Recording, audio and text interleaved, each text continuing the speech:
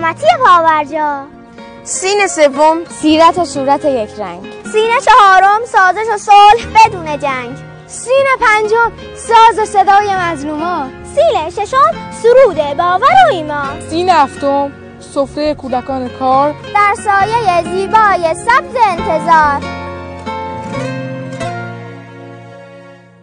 خدای مهربونی که عشق آفریدی، یه قلب با محبت برام کشیدی، به من تو بخشیدی.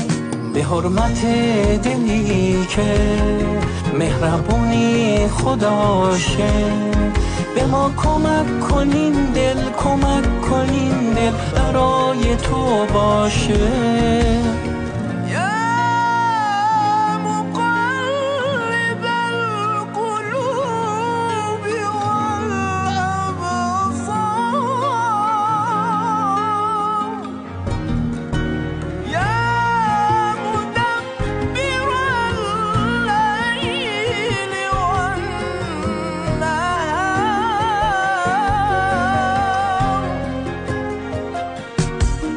خدای نازنینی که نور رو آفریدی، یه ماه نقره‌ای رنگ تو شب کشیدی، تو نور جاویدی.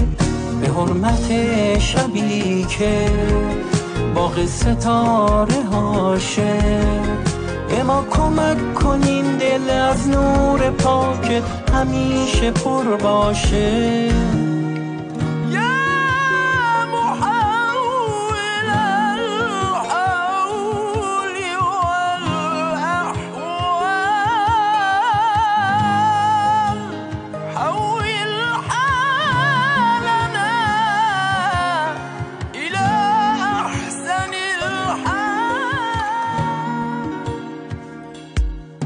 خدای آشنایی که فصل آفریدی، 4 تا فصل رنگی به این قشنگی کنار هم چیدی.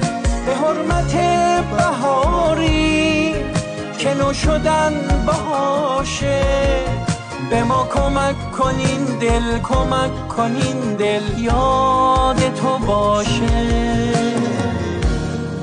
يا محول الحول والأحوال،